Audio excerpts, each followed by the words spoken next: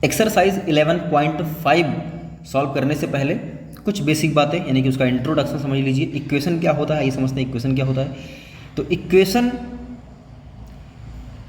एक ऐसी स्टेटमेंट होती है जिसमें हम दो एक्सप्रेशंस को या दो क्वांटिटीज़ को कंपेयर करते हैं। जैसे आपको पिछली वीडियोज़ में बताया गया है कि अगर हम यहाँ 2x लिखते हैं या 3x या 5x या 7x या फिर 7/x या कह लो 5+x या कह लो कि x-3 कुछ भी लिखते हैं तो ये कहलाएगा एक एक्सप्रेशन। इसकी बात हम कर चुके हैं।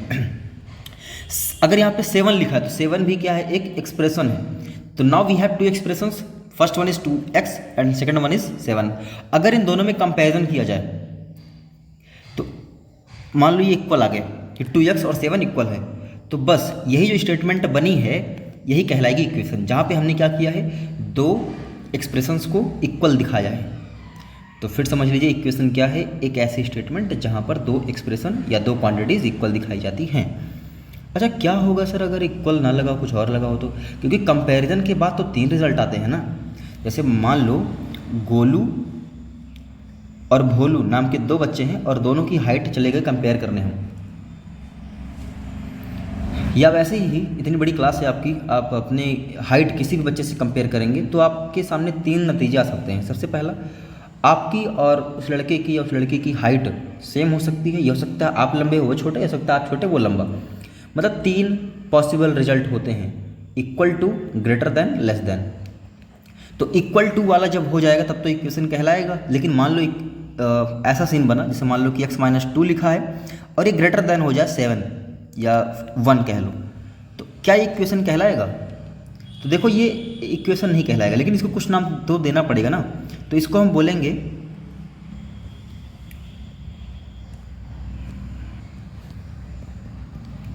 इनइक्वालिटी इक्वेशन, यानी कि एक ऐसा इक्वेशन जहां पर इनइक्वालिटी दिखाई गई है। इनइक्वालिटी का मतलब असमानता, इक्वल का मतलब समान होना, इक्वल होना, और इनइक्वालिटी का मतलब असमानता। तो हालांकि मेन इक्वेशन अगर कोई पूछे आपसे कि क्या ये इक्वेशन है x-2 ग्रेटर देन 1, क्या इक्वेशन है, तो answer is no, answer is no, equation नहीं है ये। तो क्या है, तो ये इनइक्वालिटी इक्वेशन है। ध्यान दीजिए इक्वेशन नहीं है, क्या है, इनइक्वालिटी इक्वेशन है। ओके, अगर हमारे पास दो क्वांटिटीज़ हों, दो एक्सप्रेशन हो, बट उसमें वेरिएबल ना हो, सपोज 2 + 3 = 5 होता है, समझाते हैं। तो यहाँ पर इधर एक एक्सप्रेशन ये है, दूसरा एक्सप्रेशन ये है, इसमें इक्वल भी लगा है, तो क्या ये इक्वेशन है? इक्वेशन तो हो सकता था बट वेरिएबल की कमी है, तो उसी वेरिएबल की कमी के चलते ये इक्वेशन नहीं है। बस इसको हम क्या बोलेंगे, न्यूमेरिकल इक्वेशन। न्यूमेरिकल इक्वेशन यानी कि एक ऐसा इक्वेशन जिसमें सिर्फ नंबर इस्तेमाल किए गए हैं, वेरिएबल नहीं है। तो एक बार समराइज़ करते हैं। इक्वेशन की डेफिनेशन नहीं रिवाइज करूंगा मैं, आपको बोर नहीं करूंगा। बस इक्वेशन के लिए आपको ध्यान ये रखना है कि इक्वल टू का साइन आना चाहिए और उसमें वेरिएबल भी मस्ट हो, वेरिएबल का आना बहुत ज़रूरी है, तब जाके इक्वेशन बनेगा। चलो मान लो कि इक्वल टू का साइन नहीं लगा, ग्रेटर देन या लेस देन लगा है, तो वो हो जाएगा इक्वेशन नहीं होगा, इनइक्वालिटी इक्वेशन होगा। चलो मान लिया कि वेरिएबल नहीं रहे, वेरिएबल नहीं है, सिर्फ नंबर नंबर है, तब वो क्या कहलाएगा, न्यूमेरिकल इक्वेशन कहलाएगा। That's it. अब बात करते हैं भाई solution. What is solution? Solution क्या होता है आखिर? तो सॉल्यूशन का मतलब जानते होंगे, क्वेश्चन को सॉल्व करना, बट यहाँ पे हमारे लिए सॉल्यूशन कुछ अलग है। मान लो 2x = 4 है, तो ये जो x है एक वेरिएबल है, उसकी अलग अलग वैल्यू हो सकती है। एक बार x = 0 रख के देखो यहाँ पे क्या होगा। तो 2 × 0 विल बी 0, तो लेफ्ट साइड में आ रहा है 0, राइट साइड में आ रहा है 4। देखो ध्यान से फिर से, 2 = 0, और हाँ ये चीज़ नोट मत करना जो मैं अब लिख रहा हूँ, ये जो चीज़ अब दिखा रहा हूँ मैं, इसको नोट मत करना, मतलब यहाँ से इस बॉक्स में जो भी रहेगा नोट मत करना उसको। तो चलो 2 × 0 = क्या आएगा भाई, 0 आ जाएगा। लेकिन ध्यान दो उधर तो 4 लिखा है, तो 4 आना चाहिए था। तो मतलब x क्या कर रहा है, ध्यान दो, x = 0 हमने इस इक्वेशन में रख दिया, और यहाँ पर LHS RHS इक्वल नहीं आया, मतलब LHS में 2 0 तो 0 आ गया और उधर 4 है, दोनों इक्वल नहीं आए। तो इसका मतलब ये है, इसको हम बोलते क्या है मैथ में, ध्यान सुनना, हम ये बोलेंगे कि ये जो x की वैल्यू है ये इस इक्वेशन को सेटिस्फाई नहीं कर रही है। क्या बोलेंगे, कि the value of x is not satisfying the equation, so it is not a solution of the equation. इसलिए x इक्वल टू 0 ये इस इक्वेशन का सोल्यूशन नहीं है। चलो अगर हम x के प्लेस पे 2 रखते, देखो 1 क्यों नहीं रख रहे हैं, क्योंकि 1 रखने पर भी 2 1 से 2 हो जाएगा। तो चलो इफ़ x इक्वल टू 2, अगर हमने x के प्लेस पे 2 रख दिया तो LHS सॉल्व करते हैं पहले। तो LHS में लिखा है 2 मल्टीप्लाई बाई x, और x के प्लेस पे रखना हमें 2 है, 2 2 = 4 जो कि RHS के इक्वल आ गया।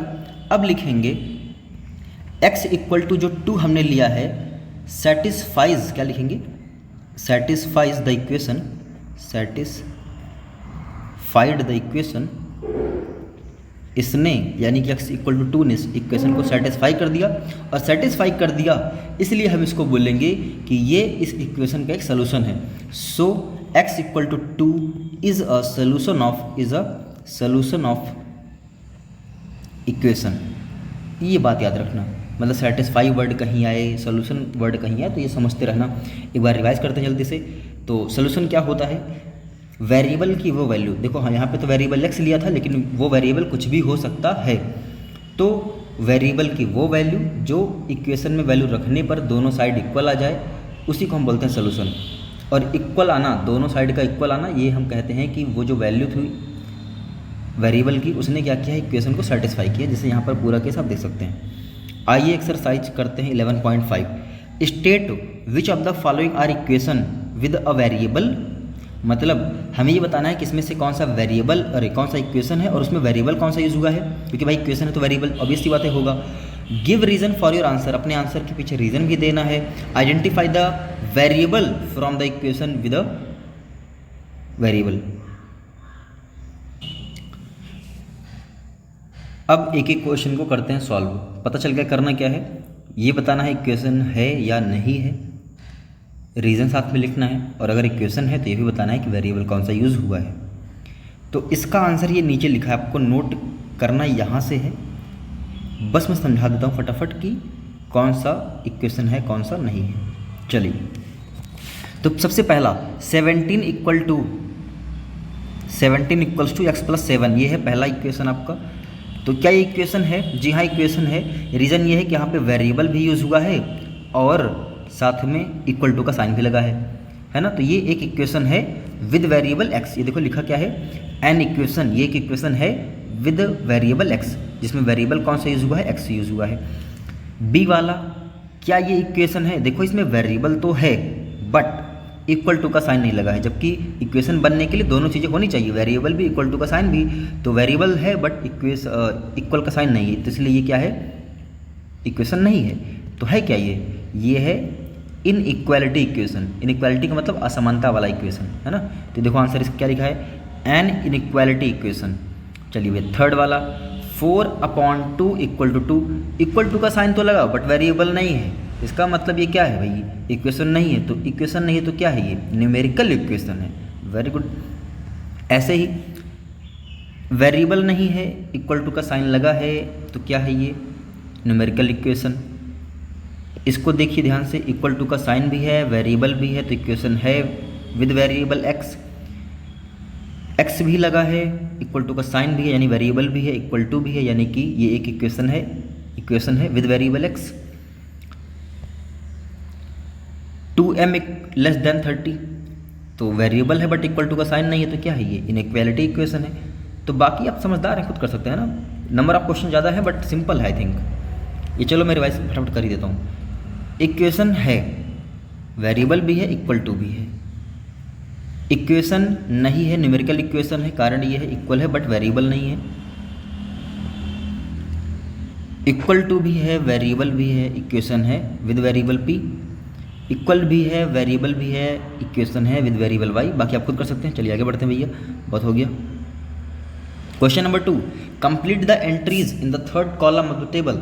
यहाँ पे एक टेबल बनाई गई है और इसका थर्ड कॉलम खाली है, तो है क्या ये, आइए देखते हैं। एक इक्वेशन दिया गया है, ओके सर। इसके बाद वैल्यू ऑफ वेरिएबल पकड़ा दी गई, हमें बता दिया गया कि ये जो y = 10 है वो उस वेरिएबल की वैल्यू है। क्या ये वैल्यू जो वेरिएबल की वैल्यू दी गई है, क्या ये इक्वेशन को सेटिस्फाई करेगा, यस या नो? आइए देखते हैं इसको सॉल्व कैसे करना है, एक मैं सॉल्व करके दिखाता हूँ आपको।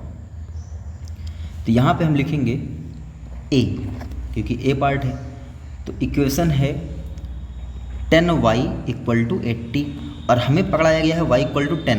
आइए चेक करते हैं। तो LHS पहले सॉल्व करते हैं इसका। 10 into y, that mean y की वैल्यू तो 10 है, 10 10 ज़ा 100, that is not equal to 80, जो कि RHS के इक्वल नहीं है। क्या लिखेंगे? That is not equal to 80, या कह लो कि RHS के इक्वल नहीं है ये। So y equal to 10 does not satisfy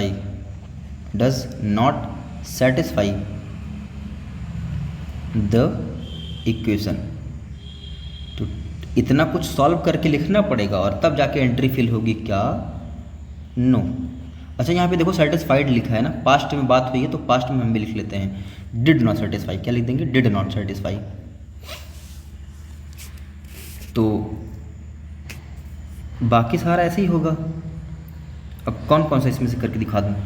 देखो यहाँ पे पेयर में दिया गया है, तो एक पेयर ये है, एक पेयर ये है, एक पेयर ये रहा, एक पेयर ये रहा और एक पेयर ये। तो सब पेयर का मैं एक एक करके दिखा देता हूँ। तो एक पेयर का हो गया, बाकी आपका काम। तो DEF में से एक कर लिया जाए, चलो F वाला कर लिया जाए। 4L इक्वल टू 20, क्या लिखा है? 4L इक्वल टू 20 और L की वैल्यू दी गई है 5, L इक्वल टू 5। तो LHS इज 4L, L का मतलब 5, 4 5 जा 20, आ गया। RHS तो लिखेंगे, क्या लिखेंगे कि L equal to 5 satisfied the equation, यानी इस वैल्यू ने इक्वेशन को सेटिस्फाई कर दिया। तो यहाँ पे लिखेंगे S, किस में भैया? F वाले में। यहाँ पे लिखा जाएगा यस, सेटिस्फाई कर दिया। अब ये वाला तो सिंपल है, मैं सारा क्यों करूँ? एक लास्ट करके दिखाता हूँ बस, मैं अपना वादा तोड़ रहा हूँ, मैं सबका एक एक नहीं करके दिखाऊंगा। Last one, P+3 equal to 1 और यहाँ P की वैल्यू लेनी है हमें -2, थोड़ी सावधानी से। LHS P+3 है, लेकिन P की जगह पर तो -2 लिखना है। +3, 3 में से 2 गया 1, वाह क्या बात है, क्या किस्मत है हमारी, आ गया। तो लिखेंगे P इक्वल टू -2, यानी कि जो वैल्यू दी गई थी हमें P equal to -2 satisfied the equation, satisfied the equation. तो यहाँ भी क्या फिल हो जाएगा? Yes. Question number 3, pick out the solution from the values given in the bracket next to each equation show that the other values do not satisfy the. Oh my god, ध्यान से देखिए sir, ध्यान से देखिए इस चीज़ को। 5m equal to 60 नाम का एक इक्वेशन है जिसके आगे 1 2 3 4 नंबर लिखे गए हैं और ये बोला जा रहा है कि ये चारों क्या हैं, मतलब कि 4 अलग अलग वैल्यू है x की, सॉरी m की, क्योंकि वेरिएबल यहाँ m इस्तेमाल हुआ है। तो हमें ये बताना है कि इन चारों में से कौन सेटिस्फाई करेगा और कौन नहीं करेगा। चलिए, और हाँ चारों रख के चेक करना है। कारण ये है, पहला क्वेश्चन इन्होंने ये पूछा कि इन चारों में से कौन सेटिस्फाई करेगा। मान लो पहले सेटिस्फाई कर जाए तो हम क्या बाकी को छोड़ देंगे? नहीं, इन्होंने बहुत चालाक हैं, लिख दिया इन्होंने कि show that the other values do not satisfy the equation. हमें ये भी शो करना है कि बाकी की जो वैल्यू है वो सेटिस्फाई नहीं कर पाएगी। तो भैया एक क्वेश्चन में बना 4 क्वेश्चन, आइए दिखाता हूँ कैसे। The equation is 5m equal to 60। अब एक एक वैल्यू रखेंगे। सबसे पहला है m इक्वल टू 10, जो 10 है ये किसकी वैल्यू है? m की। तो क्या लिखेंगे? m equal to 10।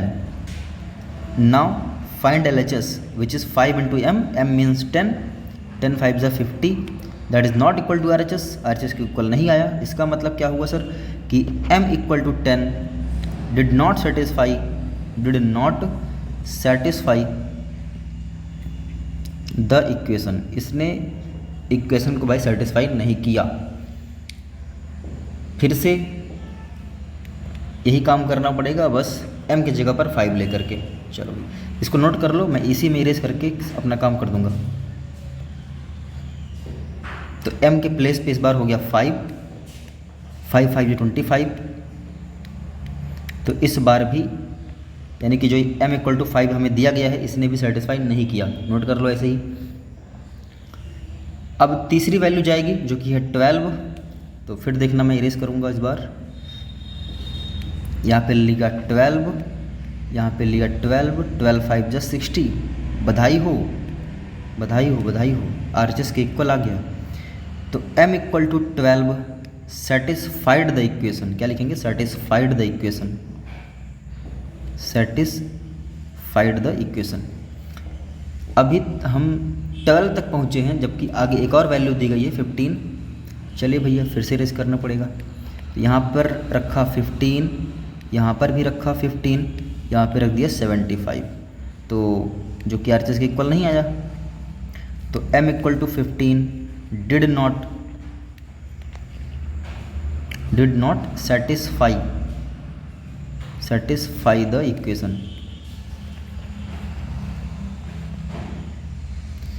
तो अब इसमें बाकी का होमवर्क, प्रोसेस आपको पता चली गया है। वैल्यू रखनी है, सॉल्व करना है। वैल्यू रखने के बाद वो सिंपल सा एक एडिशन, सब्ट्रैक्शन, मल्टीप्लिकेशन और डिवीजन का क्वेश्चन बन जाएगा बस।